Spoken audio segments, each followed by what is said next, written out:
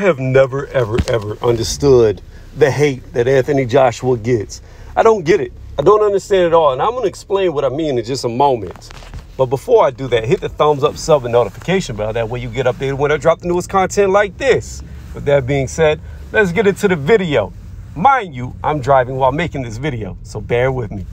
Y'all hate him because he's been on magazines. Y'all hate him because he's only 32 years old, worth $80 million.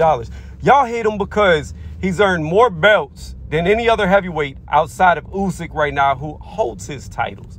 Y'all hate him because he went the hard way to get these titles. He didn't do it easy. He beat champion after champion after champion. Andy Ruiz also held his belts, but Andy Ruiz did it easily by only beating him. Nobody at the heavyweight division has earned each individual belt like Anthony Joshua has. And because of that, y'all hate on him. The man's worth $80 million, as I said, at 32 years old. This dude has taken on all comers. What I'm making this video about is an article I read on Boxing Scene 24. And, you know, the more I read their articles, the more I realize that they're just very narrative-based and based in zero facts. What they were saying was, in this article, that Anthony Joshua doesn't deserve to be on the big stage. He lost to a tubby fat guy in Andy Ruiz, and he lost to an undersized cruiserweight in Usyk. Now, first and foremost, hold on, wait a minute, let's stop. Anthony Joshua has fought more top 10 fighters than anybody in the heavyweight division, including Tyson Fury. Beat more top 10. And here's the thing about it. It's journalists like this who don't even know boxing, first and foremost. Secondly, it's journalists like this that we get the Tank Davises, who look like they cherry pick, who are too scared to fight anybody. Not because they're scared to fight, but because they're scared to lose their O. Because if they lose their O, then idiots like this person write articles like this. People claim that we don't get the fights that we want to see, but yet when these fighters give you the fights that you want to see and they lose, then you bash them and call them bums. It makes absolutely no sense. These journalists shouldn't even be journalists. If they've never fought before, they shouldn't even be writing about fighting. I'm sorry. People could disagree, but it is what it is. Now let's move forward. Is Anthony Joshua currently the best heavyweight in boxing? No, he's not. Who's the best? In my opinion, Usyk. Why? But because before Usyk beat him, Anthony Joshua was the best. He was the #1 guy. Regardless if he lost to Ruiz, he came back and beat Ruiz. Because when I look at, think about it like college football, strength of schedule. When I look at the strength of schedule, even though he had an L, even though he had a loss against Ruiz, he still had more notable, bigger wins than Tyson Fury. He still beat more people than Deontay Wilder. It's just the fact of the matter. His strength of schedule, if you want to compare it to like college football, was better than everybody else's, and it still is. Usyk isn't just some little cruiserweight who moved up. He's arguably one of the best cruiserweights to ever box outside of Evander Holyfield. Arguably the best. You could argue that Usyk had a better career, fought harder competition at cruiserweight than Holyfield did. Will Usyk be able to do what Holyfield did at the heavyweight division? We don't know. His career is still ongoing, but the fact of the matter is this. Usyk is no scrub. Usyk is no bum. Usyk is a very good fighter, whether you like his style or not. The dude is a good fighter. He cleared out. He did what Anthony Joshua did, but in the cruiserweight division. He went the hard way. He collected the belts, beating this champion, this undefeated champion. That's what he did. Because that's greatness. And that's what Anthony Joshua tried to do.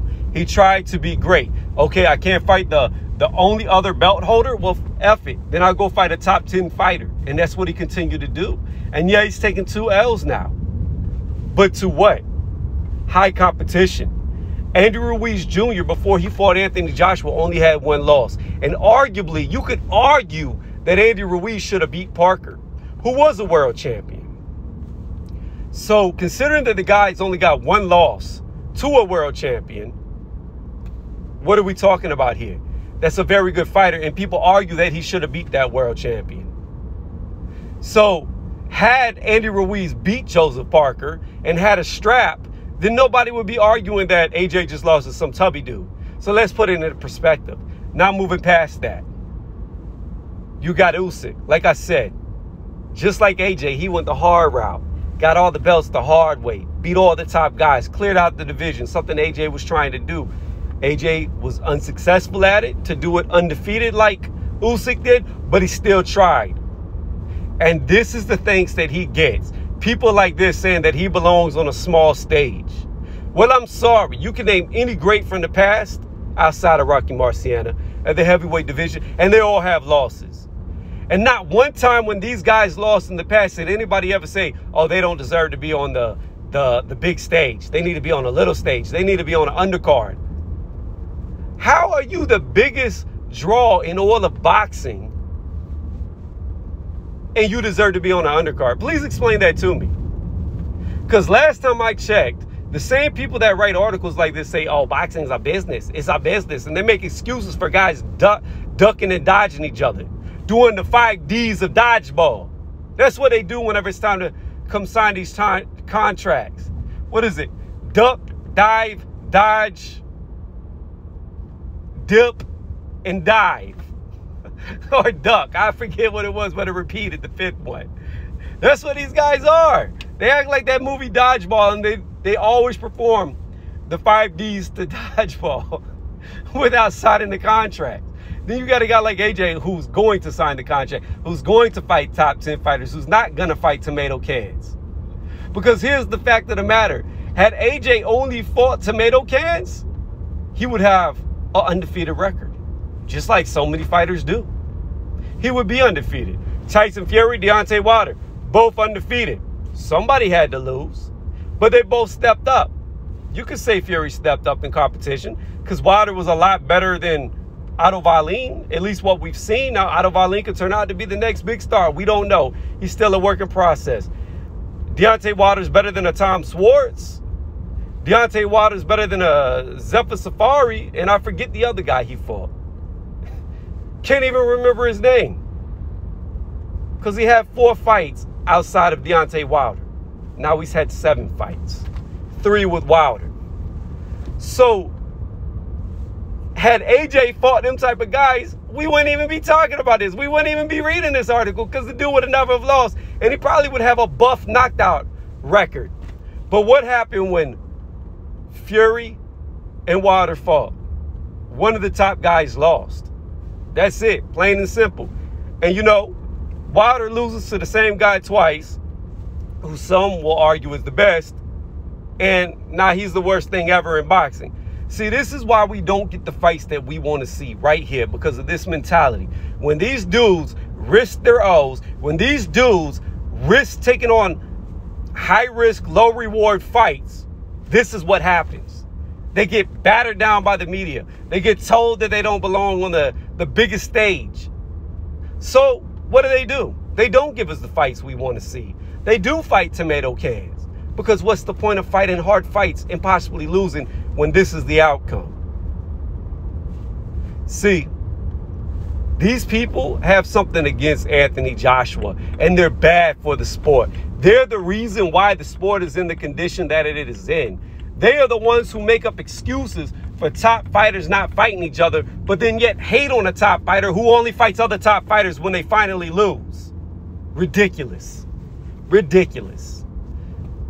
Again, I will say this, and I will restate it again. Even if, let me say it one more time, even if Anthony Joshua loses to Usyk in the rematch, he does not belong on a small stage. Even if Anthony Joshua loses to Usyk again, he does not belong on a small stage. He has proven his worth. With a title, without a title, he has proven to be a top 10 fighter. Period. And that's what he deserves. Pay-per-views, headlines. And he'll either get himself back up there to be in contention for another title, or he won't.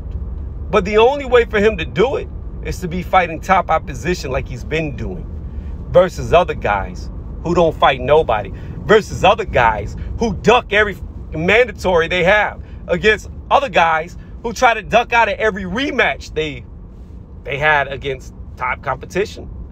Why didn't Fury want to defend his belt against Klitschko? Why did Fury do everything he could to get out of the Wilder trilogy that he had already signed for? Why won't Fury fight Dillian White? But yet, people are going to point the finger at AJ. Don't make no sense. But y'all can keep hating on this dude, and this dude's going to keep collecting these bags while you, who make fun of how Andy Ruiz looks, probably look worse than him. You're probably sloppier than him. You probably got a shirt that just turns to pure grease when you put it on and it's see-through now. Like you in a wet t-shirt contest because you that fat, you that sloppy, you that out of shape. You've never done anything. You're unathletic. Nobody knows your name. I don't even know who wrote the article, and I read it. And just as fast as I read their name, I forgot it because they're known for doing nothing but being overcritical to people who have actually achieved things. On that note, I'm out. Let me know what y'all think in the comment section. And excuse me for the little bit of stuttering that I did, because I am driving trying to dodge traffic. Y'all be safe.